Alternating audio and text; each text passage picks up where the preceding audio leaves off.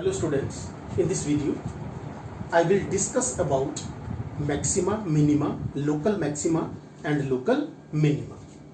Now maxima and minima means maximum value and the minimum value of the given function.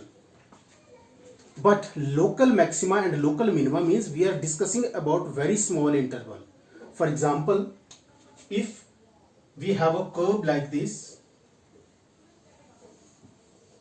now suppose it is the function whose representation, graphical representation is this.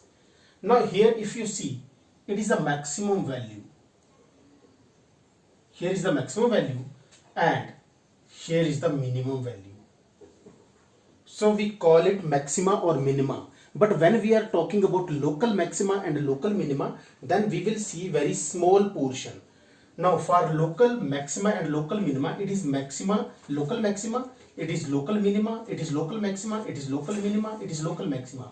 So a given function can have more than 1, 2 or 3 local maxima or local minima. But maxima and minima or absolute maxima and absolute minima will be unique, that is one only.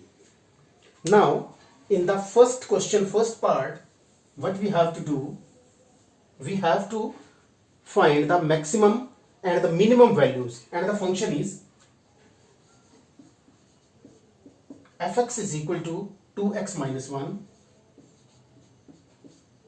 whole square plus 3. We have to find the maximum and minimum value. So what we will do, now if you see, these are two terms. One term is this, the second term is this. This first term is always 0 or greater than 0, because it cannot be negative. Why cannot be negative? Because we have square of this term. So what we will do, we will write 2x minus 1 whole square is always greater than equal to 0 for all x belonging to real number. For any value of x, it is always greater than or equal to 0. But our function is this. So what we will do, we will add 3 to both sides. If you add 3 to both sides of this, then it will become like this, will be greater than equal to 0 plus 3 will be 3. It means now this function is either 3 or greater than 3. Now from here we will come to know it is value is 3 or greater than 3 means minimum value is 3. So minimum of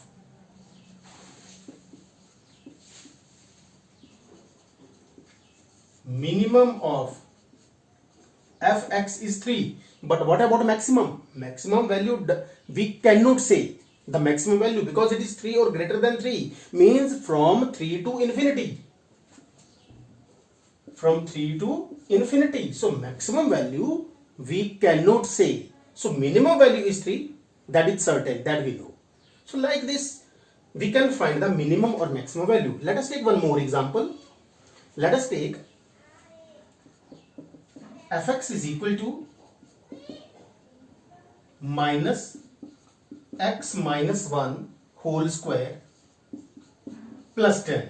Now if you see, again we have two terms. One term is this, the second term is this. This x minus 1 whole square is always positive. But before this we have a negative sign. It means it will be either, so let us take it like this, x minus 1 whole square is greater than equal to 0 for all x belonging to R. If we operate both sides with a negative sign, then you people have done in class 11th that sign of the inequality changes. Minus x minus 1 whole square, then sign of inequality will be this. We need here plus 10, add 10 to both sides. So minus x minus 1 whole square plus 10 will be less than equal to 10. Now this is whole fx. So fx is 10 or less than 10. It means maximum value we have now. Maximum value is 10 and minimum value we cannot say. So maximum of fx is equal to 10 and minimum value we cannot say about the minimum value because this interval is like this. Minus infinity to 10, 10 is included. So from minus infinity to 10, so there are maximum value we can predict but not the minimum value. So thank you.